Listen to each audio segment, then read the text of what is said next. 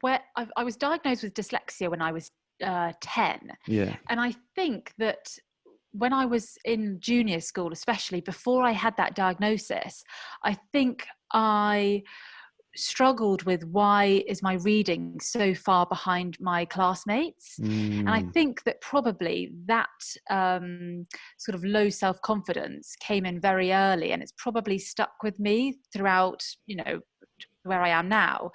And I think that it's definitely something that I've got to work on.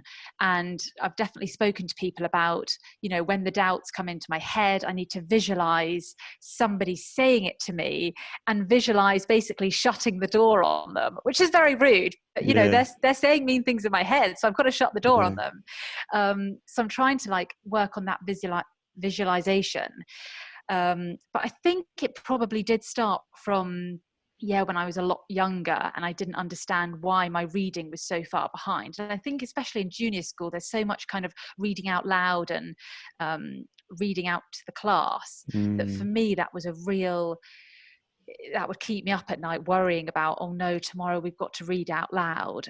So I think that that's probably where that started, and something that I'm always just going to need to work on.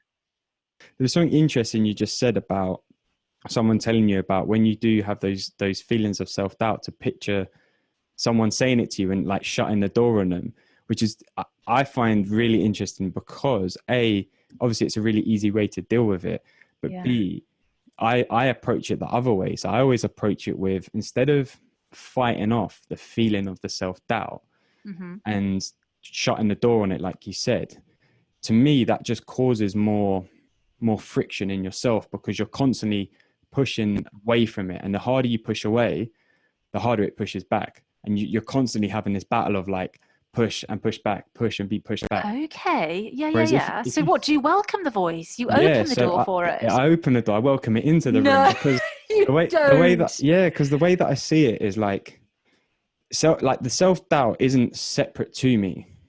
The self-doubt is me. It's coming from me.